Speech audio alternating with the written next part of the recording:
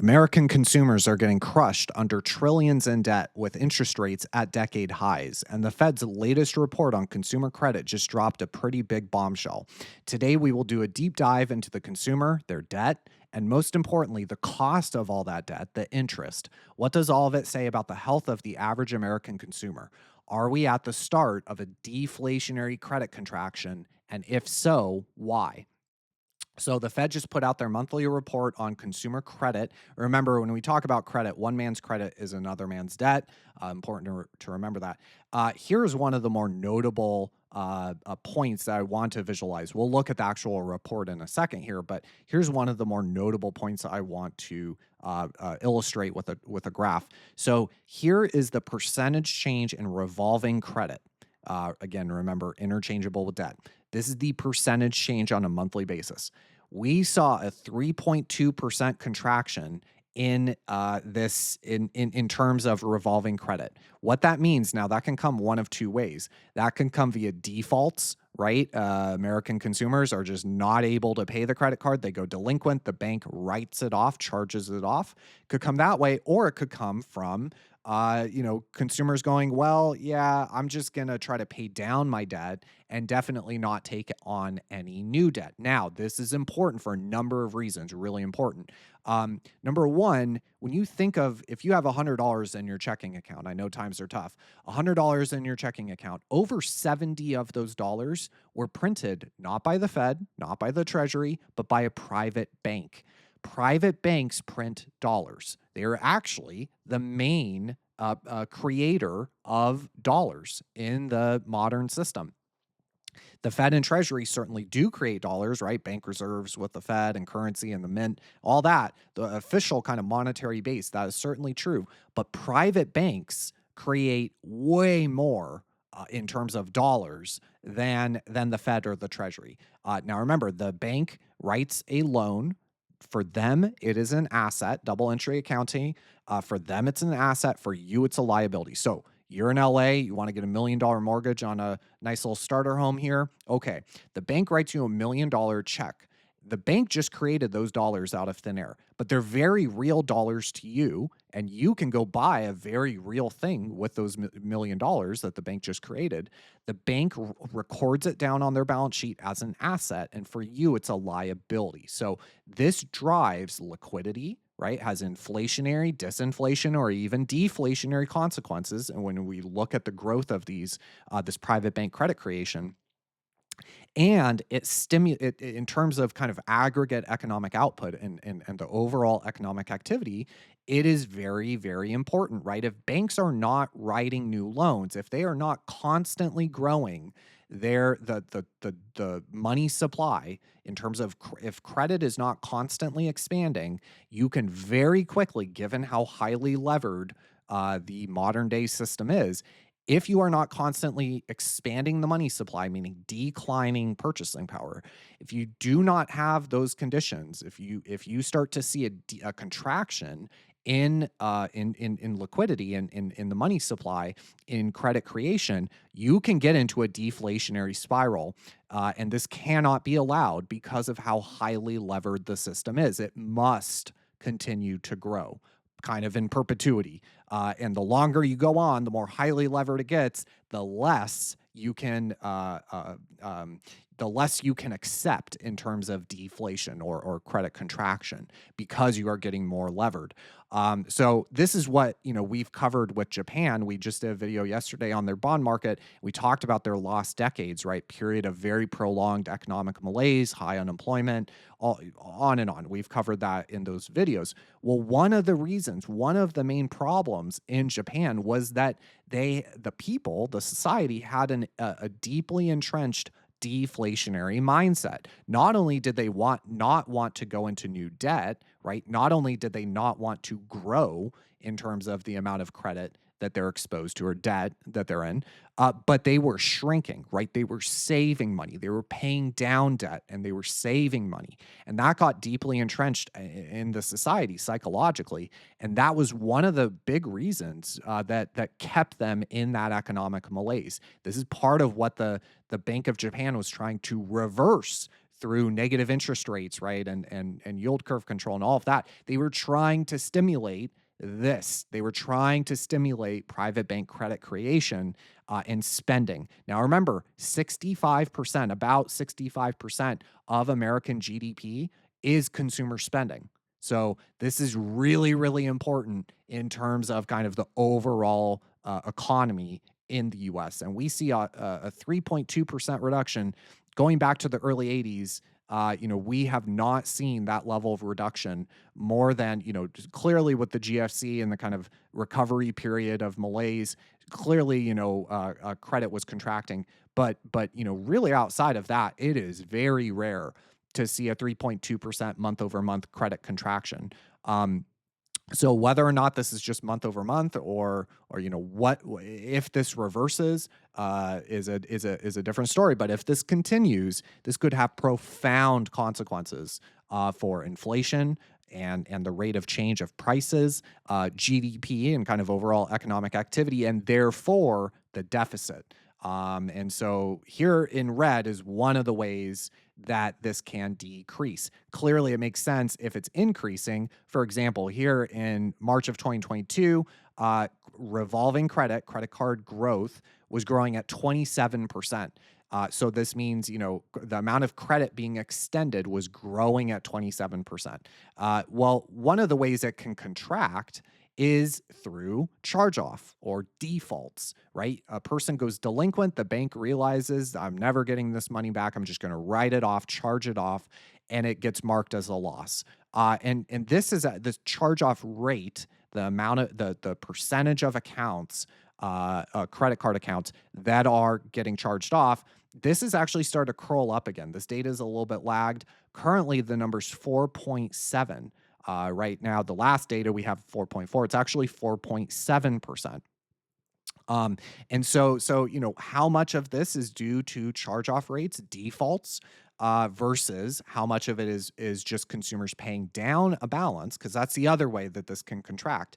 Consumers think to themselves, things aren't great. I'm going to pay down my debt.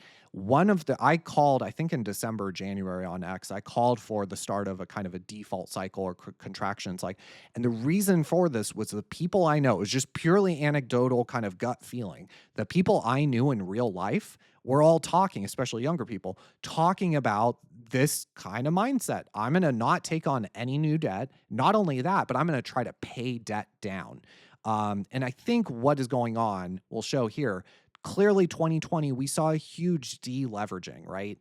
But then very, very quickly, the consumers started to re-leverage very, very quickly. And in fact, there was a good period of time here where credit growth was expanding faster, at the fastest rate in 20 years. Consumers really started to re-lever. While that was okay with interest rates very low, but then what happened? Then the Fed had embarked on the fastest rate hiking cycle in history, to my understanding, and took rates up 500 basis points, right? And this started to crush the average American that had taken on so much debt. And we can see that, credit growth has been slowing. We'll see this in the report that we'll take a look at in a second. I think that this default rate of 4.7%, as we can see, especially outside of recessions, this is notable and not necessarily very low, in my opinion. Looking at 4.7, how it stacks up to the data that we have here for the charge-off rate, this is not low by any means. Now, does it accelerate even faster with the unemployment rate? It kind of looks like it should. Whether or not that happens is dependent on certain policy decisions that we can mention maybe in another video. It's also important to mention, a lot of people might be thinking, well, there's this huge spike in the default charge-off rate during recessions, during the red areas, right? GFC.com, early 90s. There's no recession here. Why did it spike? Well, there was no official NBER recession, but we had a lot of conditions that historically have been associated with recessions, like a bear market in the stock market, as well as 2 consecutive quarters of contracting GDP. Historically, that was kind of the definition for recession. I studied to take the SIE, Securities Industry Essentials exam, And FINRA themselves said that that was the definition for recession. So people can argue that it's not, but FINRA apparently thinks it is. But for some reason, we didn't declare a recession. So if you see this spike, and it doesn't correlate to a recession like most of the others, it could be argued that there were some conditions that are quite akin to a recession during this period of time. If this 3.2% contraction continues, it could have profound effects. So let's look at the actual data.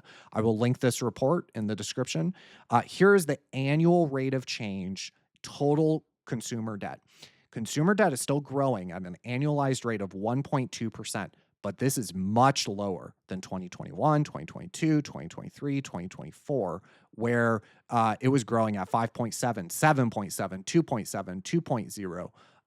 And it is falling pretty rapidly, in my opinion. We know we just looked at this is mainly being driven by revolving credit, like credit cards, which have floating interest rates, and we'll look at interest, which is I think what's driving this. 3.2% reduction. This is quite notable on an annualized rate. This is the annual rate here. It is much lower than 2021, 2022, 2023, where credit was growing quite robustly. This revolving credit card balance, it was increasing at quite a rapid rate, 6.9, 15.4, 8.9, 4.1, right? The consumer re-levered quite notably. Now, here's non-revolving, think like an auto loan or a personal loan with a term and a fixed rate. Here's the total flow, right? So $61 billion in terms of increase in consumer credit. Again, annualized for the year of 2025. This is much lower than 2021, 2022, 2023, 2024. This is much lower. What we're seeing now with this annualized rate, it is much lower than the past 4 years. Now, this is helping as this comes down, that is helping the disinflationary pressures. But if this starts to get embedded and entrenched psychologically, this could even lead to not only disinflation, but possibly even deflation. And remember, deflation is terminal in a system that is so highly levered, and fractional reserve lending, rehypothecation, kind of all the ways that the actual modern day system actually operates. Deflation cannot be allowed. It is terminal to the system. Now, $41 billion were reduced. Again, this is an annual rate of change. $41 billion of revolving credit. Look at going back 2021, 2022, 2023, 2024, $41 billion reduction on an annual rate. That is notable. Now, non-revolving is growing at an annual rate of 102 billion, which is higher than 2024 and 2023. So there's a bit of kind of equalizing force there. But I think there's a reason that it's mostly this revolving credit. So here is the interest rates. Total outstanding debt. There's the consumer has about $5 trillion in debt. 1.3 trillion is in credit card debts, and non-revolving is 3.7 trillion. Here is the commercial bank interest rate. So we see new cars are about 7.7%, credit cards are about 22%, and personal loans are about 11.5%. So now let's look at this. So here's the credit card debt level. And again, some of this data is lagged a little bit, but the trend here, I want to try to visualize this. But then here is the average interest rate on that debt. So we can see a clear increase, right, in total credit card debt, revolving credit. But I think what's biting here is the interest and the cost of that debt. Very akin to what's biting for the government, which is the interest rate on their debt too. We saw the interest rate on that revolving debt skyrocket from, 15%, 16% up to 22, 23%. If you go back even further, back to say after the GFC, the average interest rate on revolving debt, on credit card debt, was 13%. So, we've almost doubled the interest rate on revolving debt. Again, in red, this shows what we had looked at in the prior chart. Here, I want to note a couple things. So in white, we'll go through these one by one. This is personal interest payments divided by the labor force. What this shows, the average person has $3,470 per year in interest. Now, here in 2022, in January of 2022, this number was 1.8. So basically, personal interest payments per person doubled from 1.8 thousand per year per person to 3.5 thousand per year per person. This, I think, is what is biting and starting to bite for the consumer. And we can see, how this has changed. Now we have to reflect for the average hourly wage, which we will do here. So here we take that number and find that the number of hours of work per year that the average person must work in order to pay this off, and it's currently about 111 hours. So every year, the average person is working 111 hours just to pay the interest, not to pay down the principal, right? Not to actually pay down the card, but just to service the debt, just to pay the interest. And we can see that this 111 hours is near historical peaks. Now, I will actually overlay the NBER US recessions because I think there's something really interesting here. The last time that we got up to 110, 111, 112 hours of work to pay interest, look at what happened right after. So, dot-com bubble burst, and we had a recession. And here in 2007, we ended up getting the GFC very shortly after. The only other times that we have been up at these levels is right before the dot-com bubble burst and we had a recession, and right before the GFC, and everyone knows what happened with that. So now let's look at the federal funds rate. And I will overlay that average hours worked. Here we go. So this is despite, right? If you go back to the 60s or 70s, the average number of hours the average person had to work per year to service their debts was in the range of about, 50 to 55, somewhere in that range. Well, that started to increase clearly in the mid 80s. There was interest rates were high, as we can see here with the federal funds rate. But generally speaking, going back, if you go back here when the federal funds rate was, 5, 6, 7%, and the average number of hours the average person had to work to service their debts was 50. Well, it's doubled and it's gone to 110, but that is despite a falling interest rate. Now, I do think that we've broken out of this trend and this is headed higher, but just kind of where we stand today, this is notable because these metrics, right, personal interest payments per person, and also the average number of hours needed to work to pay interest per person, both of those have increased notably despite a falling federal funds rate. Now, here is kind of a crazy number that I just think is interesting. This is the number of hours of work, just total, in the U.S. that need to be worked to pay the banks their interest, and that number is 18 billion hours every year in America. 18 billion hours of labor are expended just to service debts, just to pay the bank's interest. 18 billion. I will take these ones off to try to make this a little clearer. 18 billion hours of work are needed at the average job, right? Overall, in aggregate, 18 billion hours. You think about all the time that 18 billion hours is. You think of the country, you try to zoom out intuitively and think of it in those kind of abstract terms. 18 billion hours of work every year in America are spent just so that people can pay interest, not pay down the principal, just pay the interest on all of their debt. I think that's a mind-blowing number. So, talking about kind of going back to deflation and the overall economy. Now, remember, and Lynn Alden was the first one to really speak about this. Luke Groman has also touched on it as well, so I want to give them credit. But back in the 70s, right, going back to this prior chart where we had the federal funds rate and they tried to jack rates up to control inflation. Well, back here, private bank credit creation was a huge driver of kind of overall liquidity conditions. Well, Here's consumer debt, or put another way, consumer credit, and look at what happened. This goes to our silent depression thesis. So it started to kind of fall off in the mid '90s to early 2000s. Right, you can see that it diverged from this trend, which went back all the way to 1950. Right, so 35-year trend started to kind of diverge here in the late '90s, early 2000s. But then look at what happened in 2008. It really kind of diverged. It really flatlined. This is a logarithmic chart. And we can see that it really kind of fell off in terms of the growth of consumer credit. So banks, this goes back to the video that we did, I think, a couple of videos ago that showed the Fed has been stepping in terms of the fiscal dominance argument that we were making.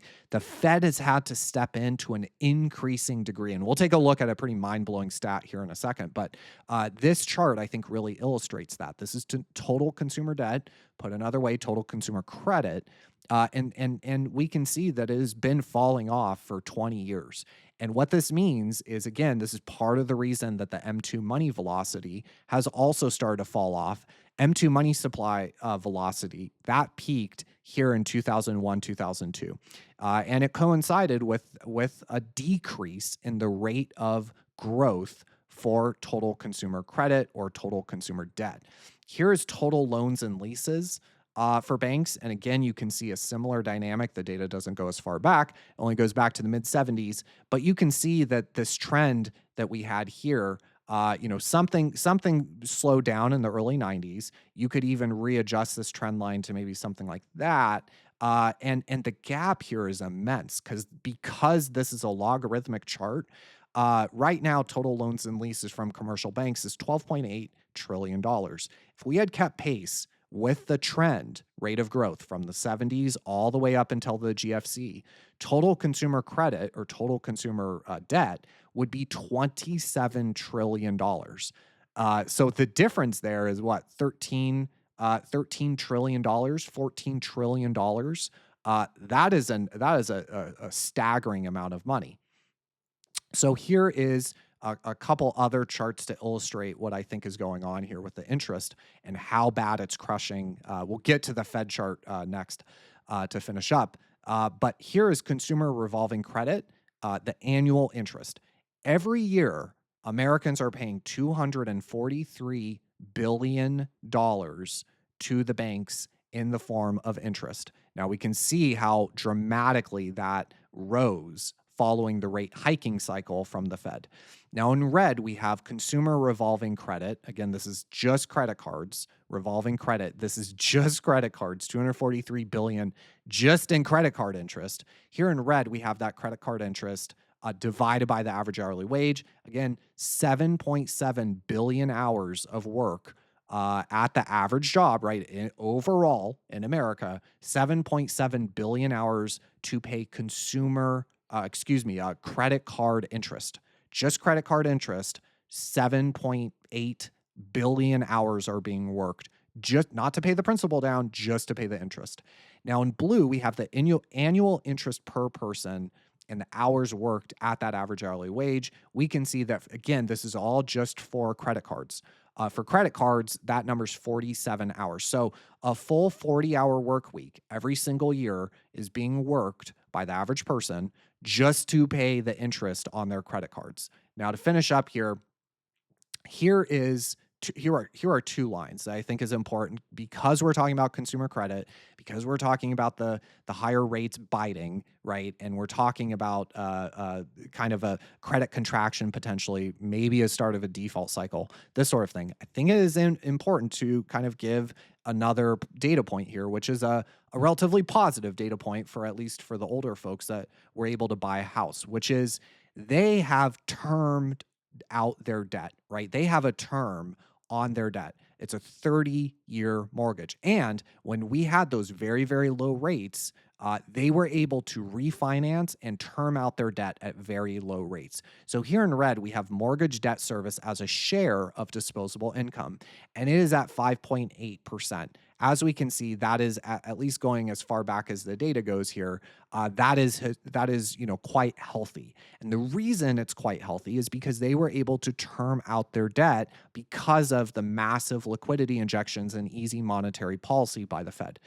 Here's another chart. Here's the percentage of total mortgages out in the US, the percentage of those mortgages that are held by the Federal Reserve. So remember, the Fed owns about $2 trillion, $2.1 trillion in mortgage backed securities. By doing this, they have artificially suppressed the interest rate on the risk, right? They have subsidized the risk. And the degree to which they have done that, the Fed owns 11% of the total mortgages in the US. And if you look at single family home mortgages, it's about 13 or 14% of the single family home mortgage market. 13 to 14% is owned by the Fed. Um, when you look at the agency mortgage backs, I think it's 23 or 24%.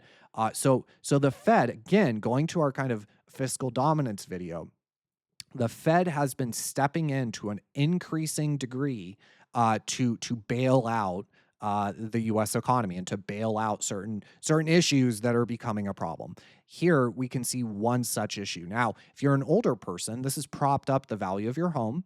So your retirement fund, which is the vast majority of boomers. Actually, the median boomer is doing not well at all. I think only 2 or 3% of retirement accounts out in the US, only 2 or 3% have $1 million. So when people think retirement fund, they think of a 401k, a stock right portfolio, but only 2 or 3% of retirement funds actually have enough for retirement. And some would argue $1 million isn't even enough for retirement. So where is our retirement fund for our parents and our grandparents? Well, it's in housing. And this goes to my long held thesis going back 2 or 3 years. I put out home prices will not be allowed to decline on a nationwide, sure, regional, discrepancies, disparities, idiosyncratic region to region, but overall, we cannot allow, or the Fed and the government and the Treasury cannot allow for meaningful, sustained decline in home prices because home prices have become the piggy bank, the prime wealth generator for our parents and our grandparents. Now, if you're younger, this means you're pretty much, out of luck. And I've come to that conclusion that no matter how hard I worked for 15 years to get to the top of the corporate ladder and really get that six-figure salary and kind of make it, no matter all that work was kind of for nothing. I've kind of accepted that this is the way it is, right? We have there's huge amounts of equity that are trapped in these homes. The homes have become the retirement fund for our parents and our grandparents. Therefore, they will never be allowed to decline meaningfully. Sure, you might see a 2 or 3 or 4% decline nationwide, but I'm talking the kind of 20, 30, 40, 50% declines that the doomers always talk about. I don't see it because it is the piggy bank. It is the retirement fund for our parents and grandparents. The government will, and the power centers will never allow it to have a meaningful, sustained decline. I think that mortgage-backed securities owned by the Fed is probably headed higher kind of over time, over the next decade. If there's another crisis, they will increase the mortgage-backed securities, again, subsidizing the risk. And to a large degree, 11% of mortgages were just the Fed printed dollars, bank reserves, out of thin air to buy 11% of the mortgages in the US. That is a huge degree of subsidization that the Fed is doing with printed dollars. This indicates how they feel about it. And if you're a young person, they don't really care about you, and it's just kind of how it is. This shows that. Until this goes back to zero, if they really wanted to if they truly want to make home prices affordable, the $2 trillion, 2.1 trillion in mortgage-backed securities that the Fed owns, they take that to zero and they would do it overnight. But they don't, because that would crash the housing market. That would take mortgage rates to 11, 12, 13% most likely. It would crash the housing market. Boomers would lose their pension, their retirement kind of nest egg. And, that it just won't be allowed to happen. We have basically kind of created this nationalized retirement fund. And the problem is it's in the form of mortgages and the housing market, which has priced out the youth. Now, from the debt standpoint, kind of the prior slides we've been looking at with consumer debt, all those that do own a home, this has helped tremendously to be able to refi and term out their debt at very low interest rates. If those people that do own a home, they are doing quite well. So, anyways, hopefully that was helpful, and I'll do a video later today. Stay tuned for a video on the 10-year auction, which is coming up. Talk to you later.